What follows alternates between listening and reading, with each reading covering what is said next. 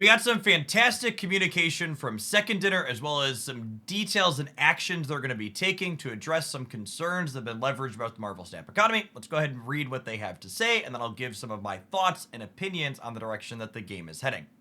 Griffin, Marvel Snap's community manager, says, as Marvel Snap grows, we've seen how acquiring cards has become progressively more difficult.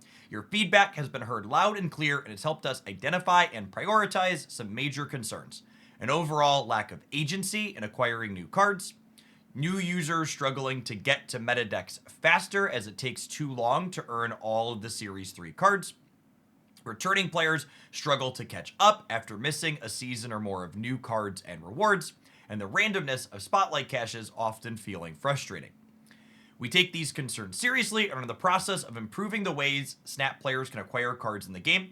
We currently have a design we think addresses many of the above issues. However, rebuilding the core issues of Snap takes time to get right.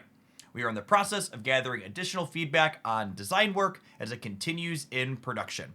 We don't have exact dates of completion yet, but it will take a few months. This means, optimistically, if they hit their self-imposed deadline here, we're looking at like the end of Q1 2025 for a bigger economy restructure. That being said, in the meantime, they're taking steps to improve the quality of life around card acquisition.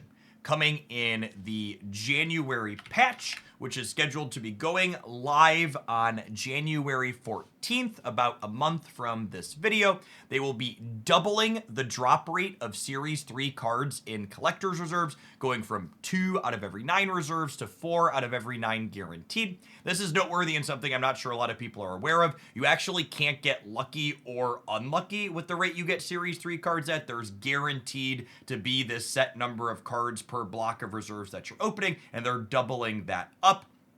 Most notably, this is going to take the timeline it takes to get Series 3 complete for free-to-play players and cut it in half. Right now, if you're coming into Marvel Snap under our current patch, it takes you 7 to 8 months free to play to get Series 3 complete. This is going to bring it back to like 3.5 to 4 months, which is notably in line with how long it took to get Series 3 complete when Marvel Snap first launched back at the end of 2022, before we had a number of series drops, making that series even larger. It's also worth noting that if you're someone who's spending money coming into Marvel Snap, this means that your dollars are going to go further and get you even more cards as you work through that Series 3.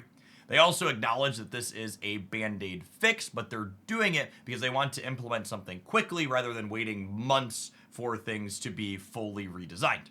They are also, past this, going to be increasing the payout of Spotlight Cache duplicates from 1,000 tokens to 2,000 tokens. They also go on to acknowledge they know there are multiple issues with the Spotlight Cache system, but one of the loudest complaints about them are pulling duplicates being extra bad, so they're doubling up what that booby prize is worth. While 2,000 tokens, I'm sure, isn't really going to stem much complaining, it's definitely something better than nothing. And they also go on to acknowledge yet again that this is not intended to fix the system, and it's just a band-aid.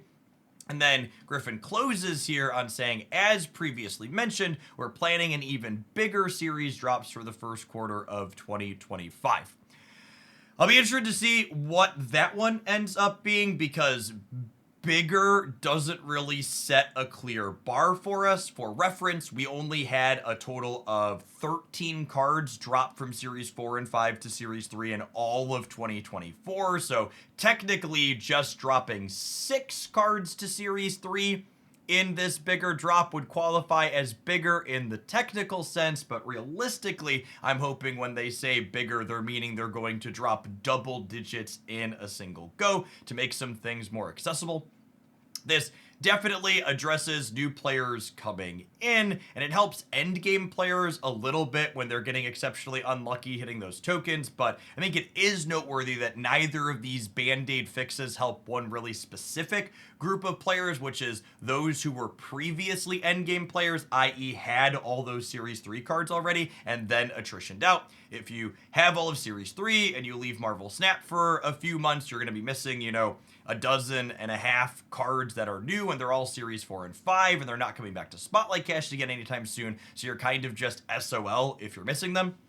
Hopefully, this bigger series drop at the end of the first quarter of 2025 is going to alleviate some of that as well and create a returning player incentive if Second Dinner is smart, which I know they are, so hopefully that's part of the plan. I also wanted to go out and show this detail that was provided, which says new reserves are going to be structured as follows. So once this change goes live in the January patch, 4 out of your 9 reserves will be Series 3 cards. 1 will be 100 tokens. 3 will be credit reserves, either 150 or 200. And then 1 is guaranteed to be a random variant.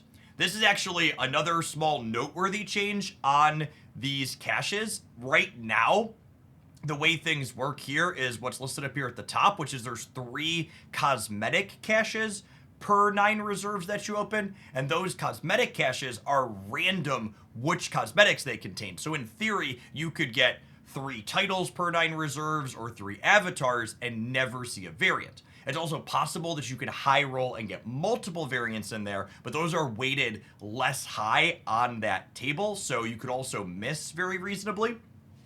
The avatars and titles are going to be allocated to only people who are Series 3 complete when these reserve changes go through, which means until you're Series 3 complete, all of your cosmetic out of these reserves are going to be guaranteed variants, which I think is another quality of life improvement for people who are newer to the game. Getting a new piece of card art is way more exciting than a title or an avatar, so these will largely just be relegated back to filler for people who are in that end game status.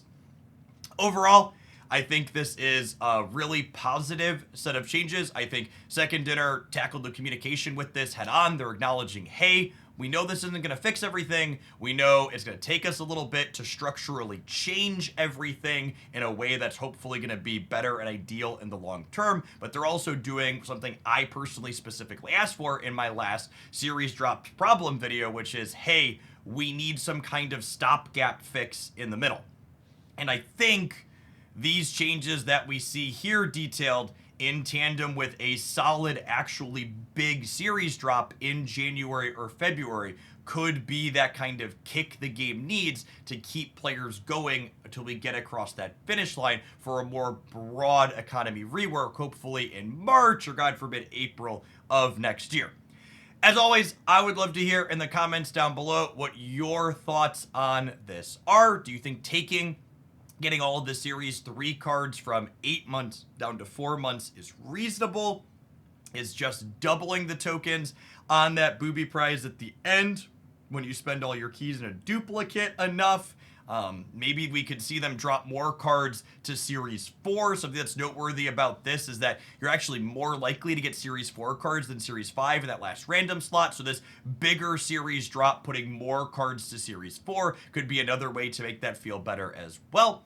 If you enjoyed my breakdown on this, or it's the first time you're hearing about it, make sure you smash that like button and make sure you're subscribed to the channel so you don't miss any other Marvel Snap game news updates here in the future. This is Oglandia Snap, over and out.